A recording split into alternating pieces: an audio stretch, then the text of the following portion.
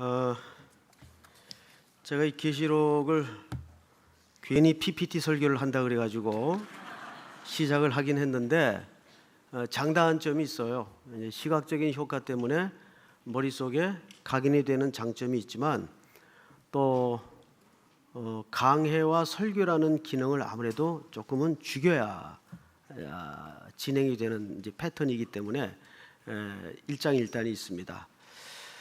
그리고 또 하나 패단은 제가 이 PPT 작업을 직접 할 수가 없으니까 이제 부목사님들이나 우리 또 딸내미한테 일일이 내용을 먼저 주고 이제 이걸 좀 만들어 다오 한 10페이지 분량으로 이렇게 이제 맡기면 저는 편하고 쉬운데 이 논리적 순서가 틀려요. 제가 설명하는 논리적 순서와 또 프레젠테이션을 작성하는 분의 논리적 순서가 틀려서 굉장히 어색해지고 불편할 때가 있습니다. 그래서 한 2, 3일 고민을 하다가 서점에 가서 프레젠테이션 책을 샀어요. 참, 이 나이에 책을 사가지고 박수를 치자는 게 아니고 그래서 이제 앉아가지고 공부를 해서 오늘 처음으로 그 결과물로 직접 한번 만들어 봤어요. 직접. 굉장히 역사적인 날입니다. 직접 제작을 해서 하니까 너무너무 편하긴 해요. 이제 어렵긴 해도 이거를 직접 만들면서 요 다음에 이런 설명을 해야 되겠다 해서 초보자가 만든 거니까 굉장히 구성 자체가 단순할 수밖에 없습니다. 그리고 이제 여기에다가 하나 더 이제 애니메이션 작업을 입혀서 뭘 오요 오기는 조금만 공부하면 누구나 다 할 수 있는 수준이니까. 자, 오늘 이제 주제가 구름 타고 오실 예수님인데 한번 보십시다. 예, 구름 타고 오실 예수님. 짜잔, 짜잔 하고 이제 예수님이 구름을 타고 오시겠죠? 예, 짜잔인데 니은자를 붙였네요. 이게 실수한 거예요. 자, 우리 한번 읽어볼까요? 시작.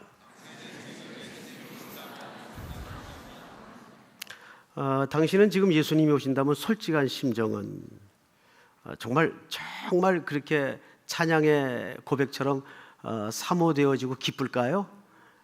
아니면 어이쿠 벌써 오시면 어떡하나 이런 심정일까요? 아마 굉장히 삶의 정황에 따라서 다양한 반응을 나타내겠죠. 그러나 우리의 궁극적인 사모함은 그분의 다시 오심에 대한 목마름으로 사실은 사는 겁니다. 자, 우리 하나 더 볼까요? 자, 그러면 우리가 다시 오실 주님에 대해서 어떤 기대가 있는가? 어떤 기대가 있는가?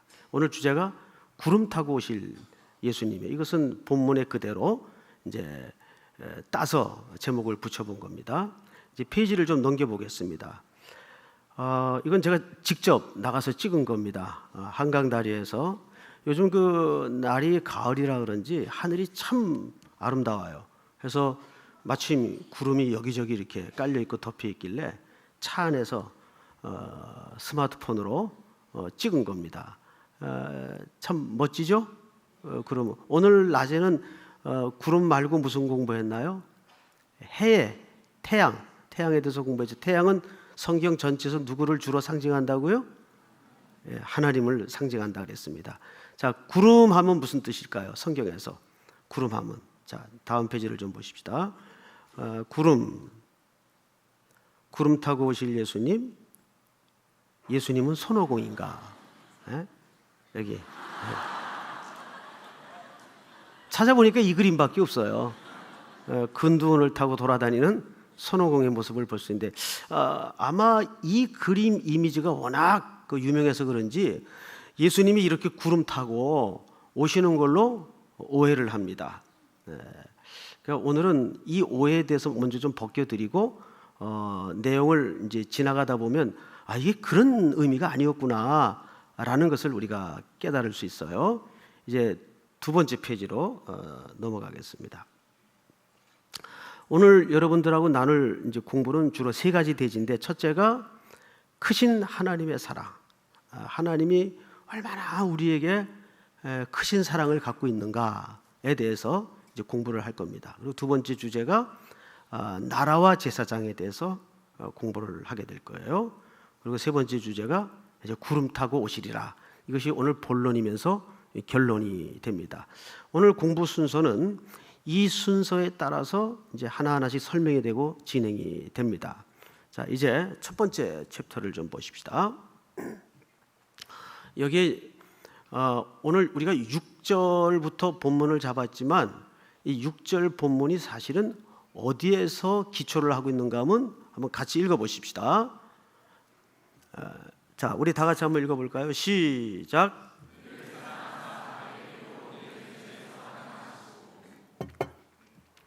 하나님의 모든 사랑의 근거와 기초는 예수 그리스도의 구속의 피입니다. 이것은 어떤 큰 의미가 있는가 하면, 자, 장면을 좀 보세요. 첫째, 이것은 기독교의 핵심 교리입니다. 그러니까 우리를 사랑하사 그의 피로 우리를 죄에서 해방하시고, 이건 아주 외우세요. 기독교를 구속의 의미를 한마디로 정리하자면 우리를 사랑하사 그의 피로 우리를 죄에서 해방하신 사건입니다. 이것이 기독교의 핵심 교리입니다. 두 번째는 이것은 신학과 신앙의 절정의 가치입니다. 한번 따라서 해볼까요? 자, 1번부터 한번 같이 읽어보십시다. 시작. 2, 3번. 아멘. 예수님은 십자가에서 죄의 값을 완불하셨다, 지불하신 겁니다. 그래서 그 의미로서 예수님이 십자가에 하신 마지막 말씀이 뭐였습니까? 다 이루었다. 그 말은 헬라 시대의 상인들이 거래를 하면서 영수할 때 쓰는 언어입니다. 이것은 다 지불이 되었습니다 라는 뜻이에요. 그것이 예수님이 십자가에서 하신 마지막 말씀인 다 이루었다라는 뜻입니다. 자, 그렇다면 하나님께서 우리를 위해서 십자가에 얼마의 값어치를 완불하시고 지불하신 겁니까? 아드님을 값으로 지불하신 겁니다. 그리고 산 존재가 누굽니까? 우리예요. 그렇다면 저와 여러분들은 값으로 매기자면 얼마짜리입니까? 예수님짜리. 예수님짜리예요. 지불한 만큼 그 값어치가 매겨지잖아요. 그런데 어떤 사람에게는 10원어치 가치도 안 되는데 어떤 사람에게는 그게 의미가 있고 사랑하는 대상이라면 1억 10억을 줘도 지불하고 삽니다. 우리 같은 원수되었던 자의 죄덩어리들이 무슨 값어치가 있었겠어요? 그런데 하나님의 사랑으로 우리를 사시기 위해서 아드님을 십자가에 값으로 지불하시고 완불하신 겁니다. 항상 강조하는 바이지만은 십자가에 예수님을 매다시고 우리 죄값을 지불하시고 완불하셨다는 것은 뭘 뜻하냐 하면 우리 구원의 완성까지를 내다보는 긴 구원의 완성을 십자가에서 이미 이루신 겁니다. 그것이 이제 시간 속에서 펼쳐나가고 있을 뿐이에요. 그러니까 십자가에서는 영단번 구속의 사건으로 우리의 구원은 완성이 되었어요. 그런데 그 완성이 시간이라는 과정 속에 이제 미래에 놓여져 있는 것뿐입니다. 그러니까 이 시간이라는 개념만 걷어내면 십자가에서 이미 동시적으로 이루어진 거예요. 이 개념을 C.S. 루이스가 이야기하죠. 그의 책에서 시간 개념을 걷어낸 겁니다. 그 시간 개념이라는 것은 우리에게 필요한 겁니까? 하나님에게 필요한 겁니까? 하나님에게 필요한 게 아니라 우리에게 필요한 거예요. 그러니까 하나님은 전지전능하신 분이니까 십자가에서 그것을 단번에 이루실 수 있는 분이에요. 그 사역을 예수님이 하나님이 성령님이 협력하여 우리 때문에 이루신 사랑이에요. 네 번째로 한번 볼까요? 네 번째로 한번 읽어요. 자, 4번 시작. 아멘. 잊어버리지 마십시오. 자, 페이지를 한 장 더 넘기겠습니다. 자, 두 번째는 나라와 제사장인데 이거 오늘 어쩌면 제일 중요한 주제가 될 수도 있어요. 왜 나라와 제사장으로 묘사를 했을까? 잠깐 이 화면을 접고 우리 본문을 좀 보십시다. 오늘 성경책으로 눈을 돌려서 6절을 보시면 6절만 한번 같이 읽을까요? 6절만 시작. 그의 아버지 하나님을 위하여 우리를 나라와 제사장으로 삼으신 그에게 영광과 능력이 세세토록 있기를 원하노라. 아멘. 예, 나라와 제사장으로 우리를 삼았다. 이게 무슨 말일까요? 자, 이제 여기에 대해서 설명을 좀 하겠습니다. 그런 십자가의 사랑의 기초 위에 두 번째 보시면 나라와 제사장으로 우리를 삼았다. 자, 나라라는 말은 하나의 누구의 통치 밑에 있는가 하는 개념이에요. 내가 누구의 통치 밑에 있는가. 이것이 나라를 설명할 때 아주 중요한 핵심 가치입니다. 이런 통치의 개념이 밑에 깔리지 않는다면 나라라는 설명을 할 필요가 없어요. 통치이면서 동시에 두 번째 개념이 뭐냐 하면 나라라고 설명할 때는 누구의 소속인가의 문제예요. 자, 이건 외웁시다. 첫째는 나라라고 설명할 때는 첫째 개념이 뭐라고요? 누구의 통치 밑에 있는가. 두 번째는요, 누구의 소속인가. 이것이 제일 중요한 핵심 가치입니다. 근데 제가 미처 이 PPT로 설명하려고 준비하지 못한 대목이 있는데, 우리가 여기까지는 다 웬만큼 상식을 가지면 신앙생활 오래 하신 분들이면 알아요. 자, 근데 여기에서 성경 전체에 걸쳐 제일 중요한 개념이 있어요. 우선 여러분들한테 상식적인 질문을 한번 던지고 그 부분을 성경에서 직접 한번 찾아보도록 하겠습니다.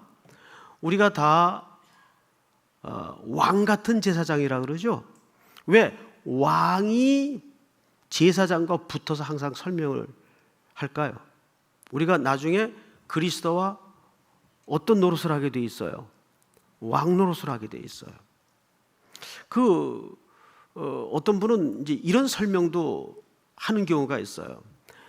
그리스도가 왕이니까 우리는 나중에 그의 나라에 가서 시민 정도, 성도의 위치 정도 그분 통치 밑에 생활하는 거 아니겠느냐?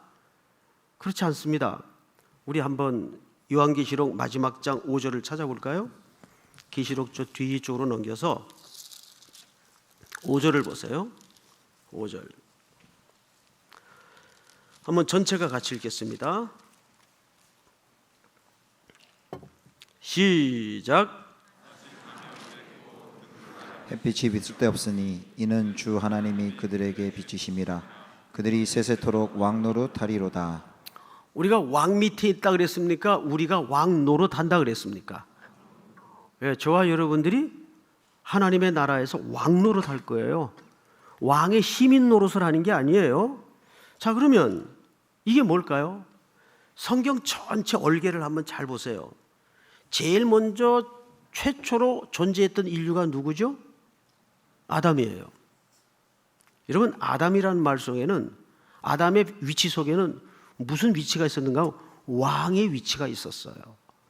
아담은 인류의 최초의 에덴 동산에 하나님이 만들어 놓으신 왕이에요. 그런데 인류의 타락은 이 왕권의 무너짐이 오기 시작했습니다. 왕권이 무너졌어요. 그러다 보니까 이 세상 나라가 하나님의 창조의 질서대로 움직여지거나 진행이 안 되고 엉망으로 망가지기 시작했어요. 곳곳에서 반란이 일어나고 살인이 일어나고 분란이 일어나고, 이건 한마디로 무정부 상태가 된 겁니다. 아니, 조금 더 정확히 얘기하자면 아담 말고 다른 왕이 들어와서 왕 노릇하기 시작한 거예요. 그것이 사망이요 사탄입니다. 우리는 그 왕 밑에서 지금까지 더러운 걸 토해내고 그것이 삶의 본질인 양 착각하고 노예가 되어서 살아왔어요.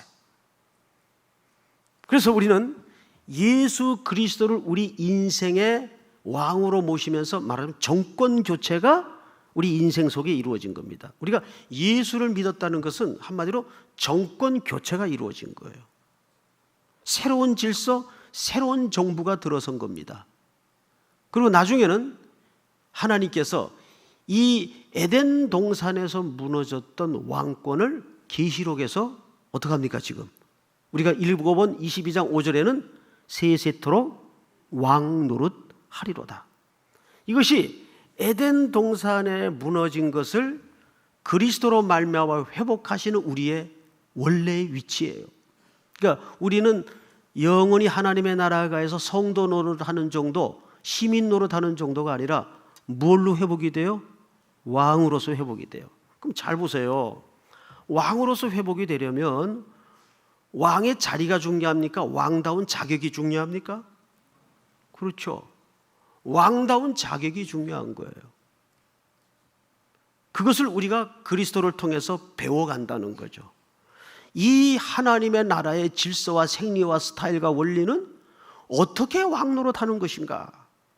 권위적으로 제압하고 힘으로 하는 나라의 생리와 질서는 이 땅의 나라예요. 그 나라의 생리와 질서는 그런 왕은 환영하지 않아요. 그런 왕의 모습을 배우고 담고자 한다면 그 나라에서 왕노릇 할 수가 없어요. 그래서 그 왕노릇을 누구한테 배우냐 하면 예수 그리스도, 왕 중의 왕이신 그분께 배우는 거예요. 섬기는 자로서, 가난한 자와 함께하는 자로서, 양보하는 자로서, 아름다운 말을 쓰는 자로서, 이게 전부 뭐예요? 왕다운 모습으로 만들어져가는 왕권 회복의 과정이에요. 그래서 지금 영국의 여왕이 저렇게 수십 년 물려주지도 않고 자기가 왕노를 하고 있는데, 나는 가끔 가다가 제일 궁금한 분이 그 남편이에요. 근데 그 남편은 실제 자기 아내이지만 영국의 왕이기 때문에 아내보다 반 걸음도 앞서 걷지 못한답니다. 한켠 뒤에 서서 평생 그렇게 살아야 되는 거예요. 그것은 이 세상의 질서예요. 세상의 왕권의 상징이며 왕권의 질서예요. 그러니까 그 남편도 참 쉬운 인생은 아닐 것 같아요. 그죠? 예, 그 위치에 서보진 않아서 잘 모르겠는데 서볼 마음도 없고. 자, 첫째는 우리가 누구의 통치 밑에 있는가, 누구의 소속인가, 그리고 하나는 왕권을 회복한다는 겁니다. 어디에서 무너진? 에덴 동산에서 무너진 아담의 왕권이 계시록에서 회복이 되는 겁니다. 그러니까 성경은 하나의 원리만 알면 창세기부터 계시록까지 일관된 흐름을 갖고 있습니다. 항상 그 중심에는 누가 계세요? 그리스도가 계신 거죠. 그러니까 아담은 사실 에덴의 왕이셨어요. 그런데 왕에게 부패가 오고 왕권이 무너지고 세상 나라 질서는 다른 악한 자가 와서 왕노릇하면서 통치를 하기 시작한 거죠. 그래서 이 정권 교체를 위해서, 빼앗긴 나라와 백성을 회복하기 위해서 하나님이 아들 예수 그리스도를 이 땅에 만왕의 왕으로 보내신 겁니다.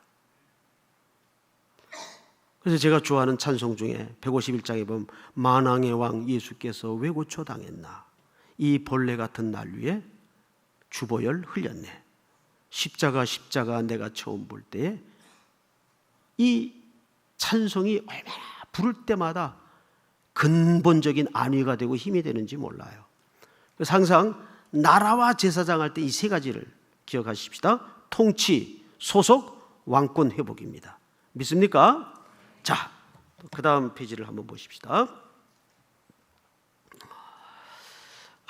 과거에는 우리가 어디 소속이었죠? 사탄의 소속이었다. 그 왕 밑에서 우리가 여러 가지로 눌려있고 신음 속에 공고한 삶을 살고 있었습니다. 자, 세 번째 파트, 이제 나라와 제사장 쪽으로 포커스를 좀 옮깁니다. 보통 제사장 하면 세상과 하나님 사이에 중보적 역할을 해야 된다 개념 정도는 삼일교회 뭐 3년 이상 다니신 분들은 대충 이해하는 개념이에요. 그런데 여기에는 굉장히 중요한 개념이 또 하나 감춰져 있는데, 세상과 하나님 사이에서 중보적 사명만을 말하는 것이 아니다. 그 이외에 또 하나의 역할이 있다 그 말이에요. 의미가 있다 그 말이에요. 그 말은 뭐냐 하면, 어린 양의 죽음으로 성소의 휘장이 아래서 위로 찢어집니다. 히브리서에 보면 휘장이 사복음서에도 아래서 위로 찢어져요. 위에서 아래로 찢어져요. 위에서 아래로. 근데 여기 지금 잘못 썼네요, 그죠? 아래에서 위로 찢어진다. 이게 아마 밤중에 타이핑을 해서 그랬을 거예요. 위에서 아래로 찢어집니다. 그 말은 하나님이 이 휘장을 찢습니다. 그리고 이제는 우리에게 새롭고 산 길이 열렸는데, 히브리서 10장 19절 20절을 한번 보십시다. 다 같이 읽겠습니다. 시작. 그러므로 형제들아, 우리가 예수의 피를 힘입어 성소에 들어갈 담력을 얻었나니 그 길은 우리를 위하여 휘장 가운데 열어놓으신 새로운 살 길이요 휘장은 곧 그의 육체니라. 그러므로 형제들아, 우리가 예수의 피를 힘입어 성소에 들어갈 담력을 얻었나니 그 길은 우리를 위하여 휘장 가운데 열어놓으신 새로운 무슨 길이요? 살 길이요? 휘장은 곧 그의 뭡니까? 육체입니다. 그러니까 이것을 위에서 아래로 찢었다는 것은 하나님이 친히 예수 그리스도의 고난을 우리를 위해 생명의 양식으로 찢어서 우리에게 살 길로 먹이신 겁니다. 그러면 여기에서 말하고자 하는 히브리 기자가 강조하고자 하는 제사장의 초점이 뭐냐면, 자, 다 같이 한번 읽을까요? 시작. 우리가 직접 하나님 앞에 나아갈 수 있게 되었다. 아멘. 지금까지는 예수 그리스도께서 친히 성소의 휘장이 되어서 육체를 찢어 죽으시기 전까지는 우리는 사이에 반드시 인간 제사장이 필요했어요. 누구나 하나님 앞에 직접 나갈 수 없었습니다. 그런데 이제는 그분의 이름으로는 우리가 직접 하나님과 뭐 할 수 있다는 겁니까? 대면할 수 있다는 겁니다. 하나님께 직접 나아갈 수 있다는 겁니다.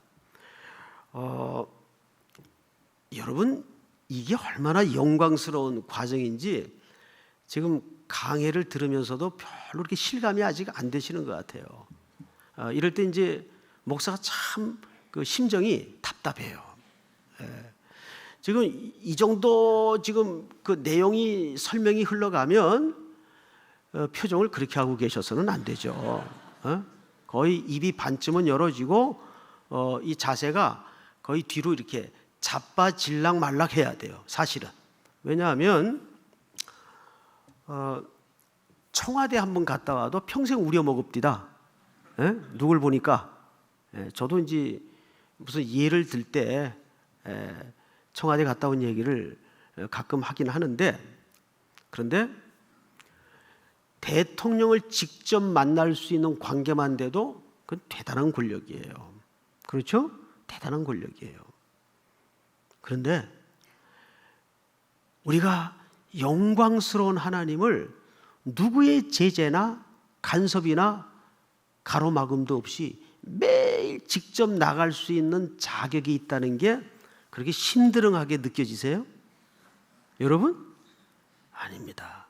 여기 나라와 제사장이라는 말 속에는 그런 놀라운 감격적인 초점이 사실은 열어졌다 그 말이에요.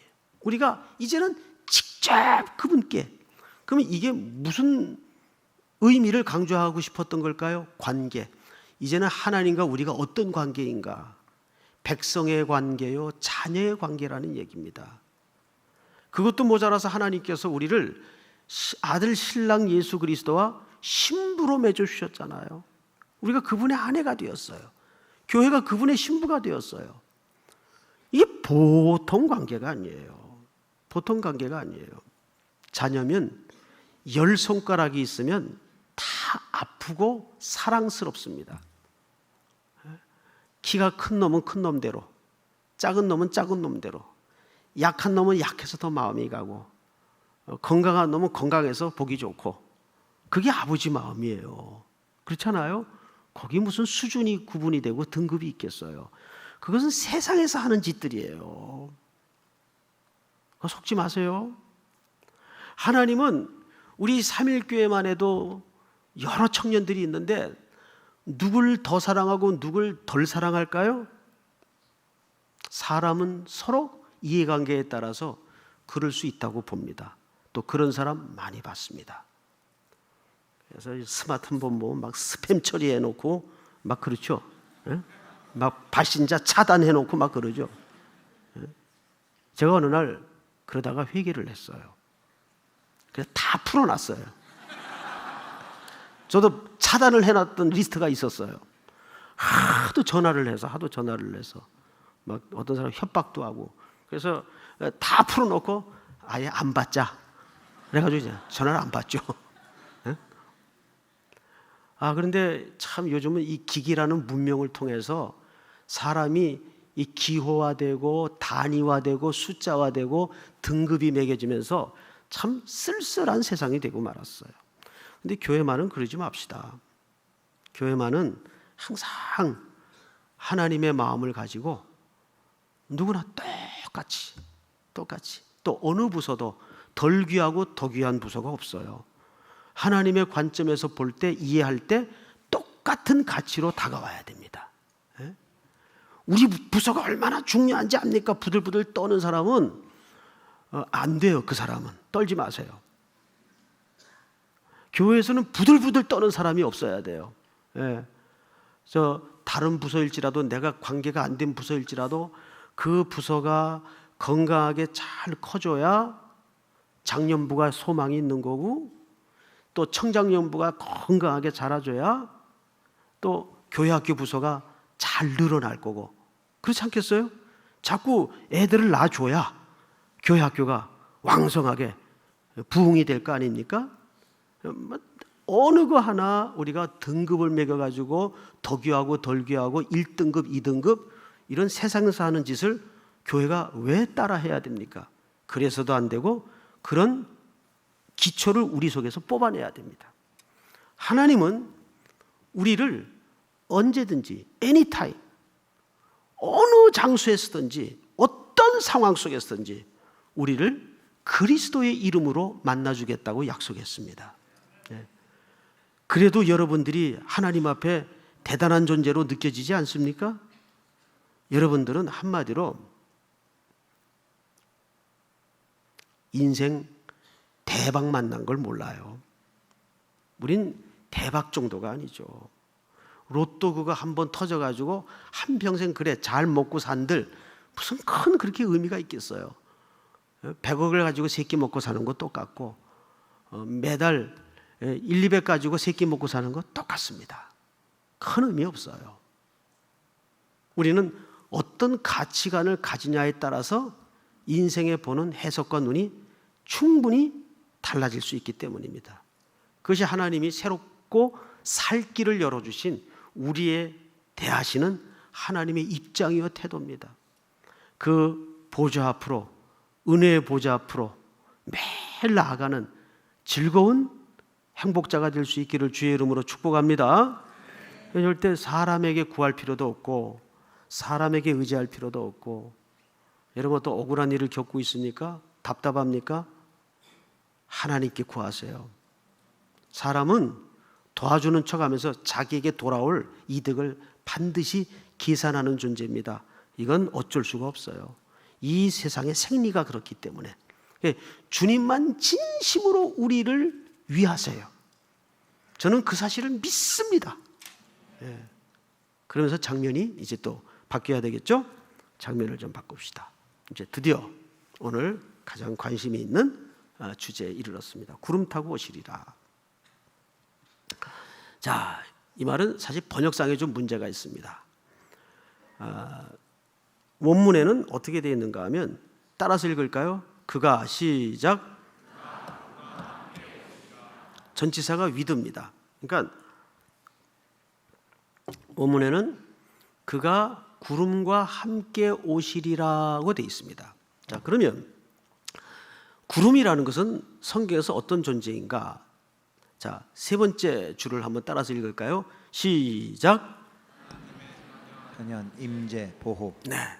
자, 모세가 대표적으로 시내산에 올라가서 하나님을 직접 만나서 계명을 받을 때도 빽빽한 구름 가운데 하나님이 임재하십니다. 그렇죠? 그래서 항상 구름을 우리가 연상할 때는 세 가지로 이해를 하면 됩니다. 구름은 광야에서는 어떤 매개물이었습니까? 그 살인적인 햇빛을 가리워주는 구름 기둥으로 이스라엘 백성들을 뭐 했죠? 보호했습니다. 보호. 그리고 구름은 항상 하나님의 현현과 나타나심과 하나님의 지금 너와 함께 있다는 임재를 상징하는 자연적인 상징물이었어요. 이것이 구름이 갖는 의미예요. 자, 그러면 구름과 함께 오신다는 말의 의미는 뭘까요? 이런 뜻입니다. 다 같이 읽겠습니다. 시작. 예수님이 오실 때 하나님의 임재도 함께 이루어진다는 것이다. 아멘. 그러니까 구름 타고 오신다는 말은 우리 1페이지에서 봤던 그 손오공 그림처럼 그렇게 무슨 구름을 자동차 타고 오시듯이 타고 오신다는 말이 아니에요. 예? 근데 이제 그 딱 한 게 우리 이 찬송가 그 재림에 대한 가사도 보면 이렇게 확인을 해 보니까 돼 있어요. 대속하신 구주께서 구름 타고 오실 때 천만 성도 함께 모여 주의 뒤를 따르네. 이 전부 구름 탄다고 묘사가 돼 있어서 또 이 손오공의 이 근두운 그림이 워낙 강렬하게 유명하기 때문에 예수님이 구름 타고 오신다 할 때는 그런 예수님이 뭐하러 구름 같은 걸 타고 오시겠어요? 생각을 해보세요. 그거 왜 타고 오시겠어요? 하나의 이것은 문예적 표현을 담은 설명이에요. 그러니까 구름과 함께 온다라는 말은 이런 뜻입니다. 예수님이 이 땅에 재림하시는 날 하나님의 임재가 함께 할 것이다. 이런 의미예요. 이걸 오해하시면 안 됩니다. 자, 그러면 그날이 오면 이제 어떤 일이 벌어지는가? 재림의 이제 공개성입니다. 오늘 이제 우리 찬양대원들 참 그 아주 적절한 내용으로 찬양을 올려드렸는데 첫 번째 한번 따라서 할까요? 시작. 각 사람이 그를 볼 것이다. 예, 각 사람이 누구나 그 재림의 순간을 다 이제 볼 것입니다. 그리고 두 번째는 그를 뭐한 자도 볼 것이다. 예수님을 찌른 자가 누굽니까? 로마의 군병들. 예, 그럴 줄 알았어요. 예, 물론 이제 현실적으로는 로마의 군인들이 예수님의 옆구리를 찔러서 물과 피를 쏟아냈죠. 그런데 여기서도 이것은 하나의 문학적 표현입니다. 예수님을 찔렀다는 말은 예수님에 대해서 배반한 자들을 얘기합니다. 배반한 자들. 자, 한번 같이 읽어볼까요? 시작. 예수 그리스도를 배반한 자들에 대한 우주적 표현이다. 로마의 군인들이 아닙니다. 이 로마의 군인들로만 국한시켜서 이해를 하면 큰 실수하는 겁니다. 이것은 하나의 예수 그리스도를 배척하고 핍박하고 대적한 자들을 우주적인 표현으로 총체적으로 설명하는 것을 그를 찌른 자도 볼 것이요. 그러니까 이 재림은 믿는 자에게만 임하는 순간이 아니죠. 모든 자에게 공개된 재림이 임할 것입니다. 그날이 오면. 자, 그런데 이제 입장은 달라지겠죠. 입장은 굉장히 달라질 겁니다. 자, 그리고 통곡과 애곡이 가득할 겁니다. 마침 오늘 아침에도 설명을 드렸다시피 애굽의 어린 양의 심판이 임했을 때 장자의 죽음을 통해서 애굽 전체는 애곡에 빠졌죠. 그러나 그 울음소리 넘어 이스라엘에게는 그날이 무슨 날이었습니까? 해방의 날이요, 환희의 날이요, 찬송의 날이 되고 말았습니다. 똑같은 일이 벌어질 겁니다. 자, 페이지를 이제 넘겨서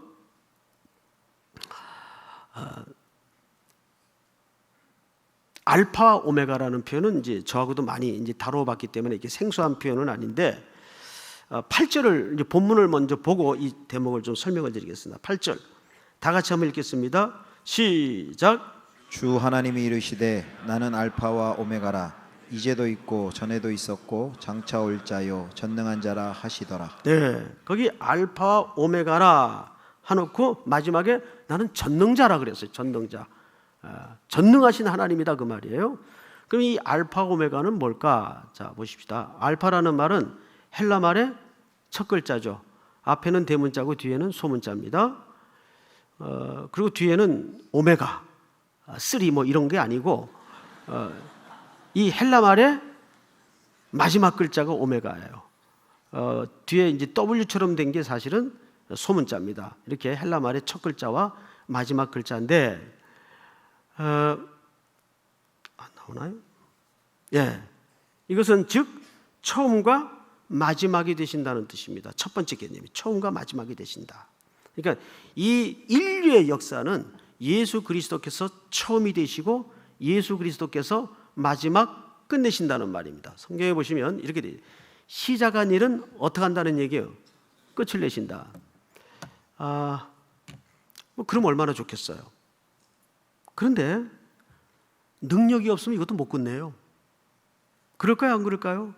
이것도 능력이 있어야 끝을 냅니다. 근데 사람에게는 이런 종류들이 있죠. 처음엔 막 의욕에 불타가지고 쫙 계획 발표하고 벌려놔요. 근데 뒷수습이 안 돼요. 우리 집안에도 그런 사람이 좀 가끔 있어요. 막 벌려만 놓는데 뒷수습이 안 되는 사람들이 있어요. 환장하죠. 뒷수습은 이제 다른 사람이 해야 되는 거예요. 인간은 유한하고 연약한 존재이기 때문에 어쩔 수가 없습니다. 그런데 우리 예수님은 어떤 분이세요?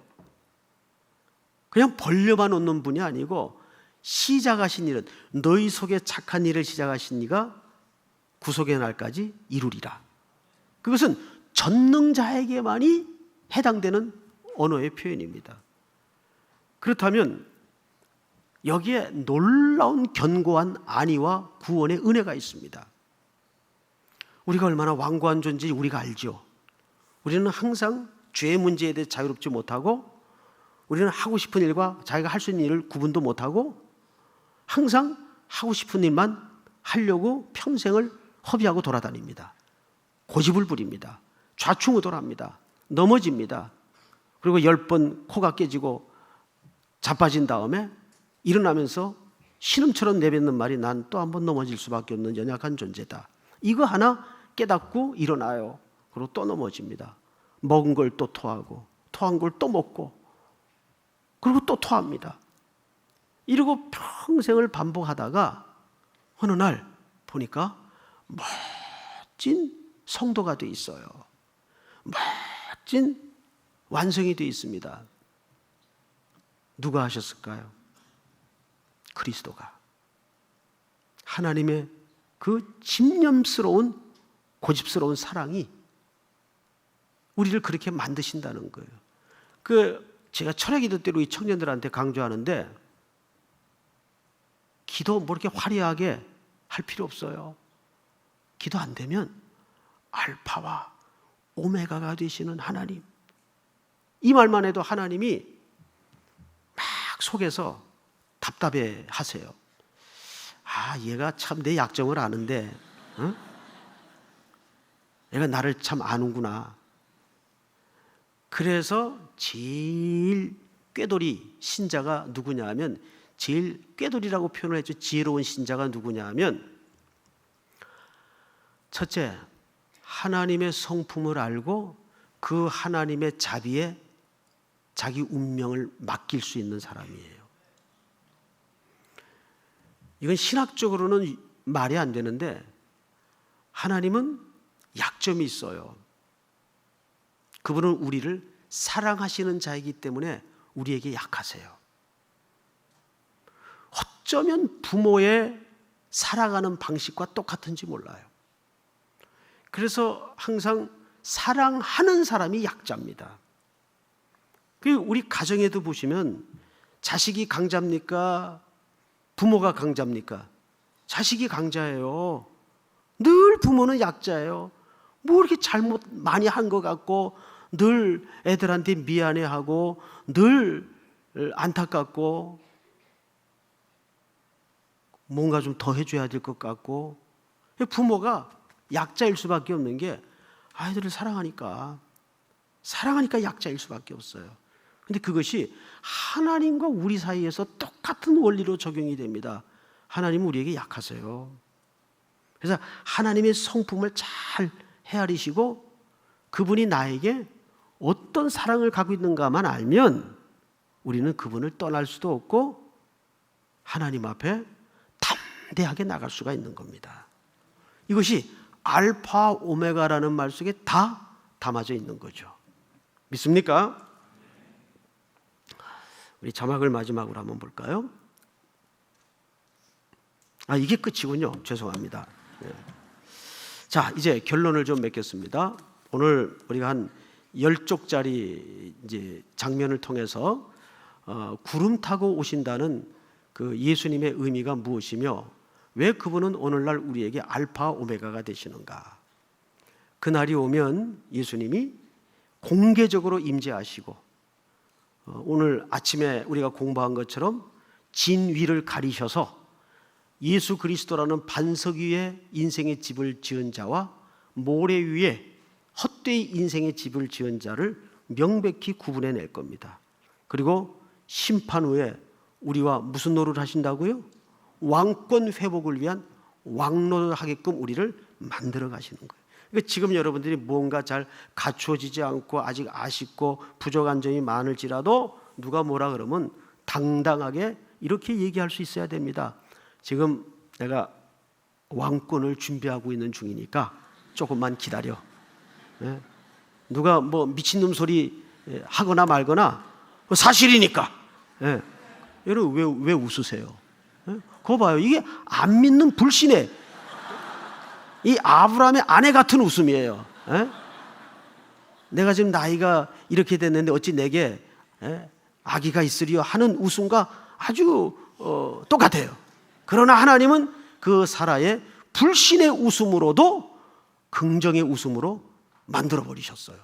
그 다음에 하나님께서 아들을 주시지 않았습니까? 믿습니까? 그런 알파와 오메가가 되시는 하나님께 붙들리는 인생이 여러분들이십니다.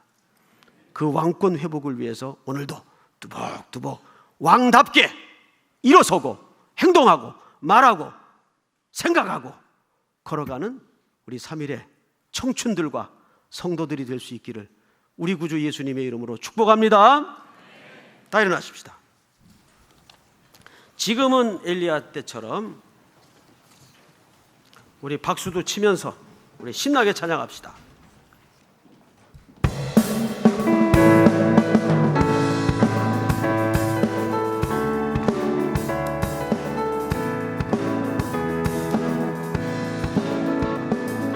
지금은 엘리야 때처럼 주 말씀이 선포되고 또 주의 종 모세의 때와 같이 언약이 성취되네.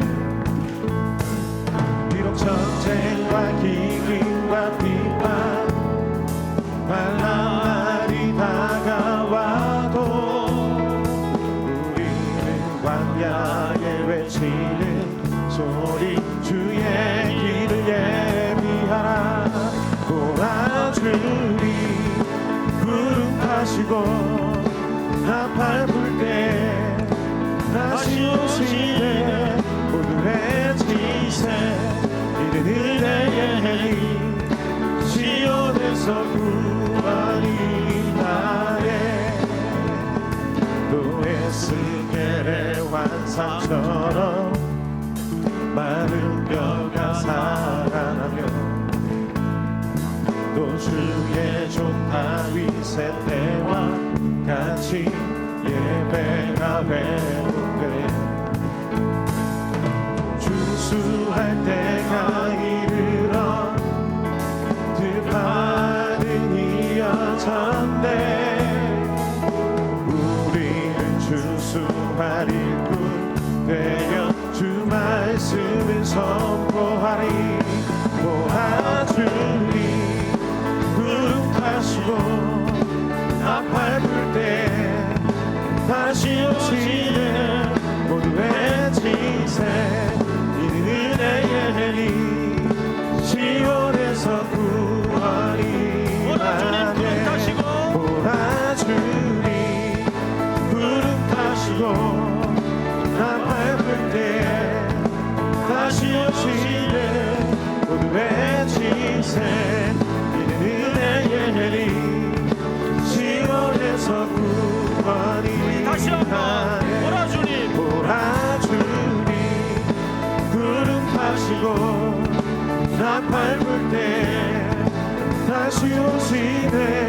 모두의 지세 이는 은혜의 해니 시온에서 구원이 하네. 우리 한번 서신 채로 또 10월 한 달 신앙생활을 위해서 기도합시다. 오늘 주신 말씀처럼 심판날이 있습니다. 그날이 오면 공개적으로 주님의 재림이 임하실 텐데 결국 하나님의 목적은 우리로 하여금 무너진 아담의 왕권을 제대로 회복하여 왕노릇하게 하는데 하나님의 목적이 있습니다. 우리는 결코 조롱거리가 되거나 시시한 존재가 아닙니다. 여러분 그 사실을 믿습니까? 다시 한번 그 왕권을 회복하여 준비하는 인생이 되게 하시고 장차 예수 그리스도와 왕노릇하기에 합당한 인생으로 준비되게 하여 주시옵소서. 주여 부른 다음에 손을 내어 기도합니다. 주여. 구름 타시고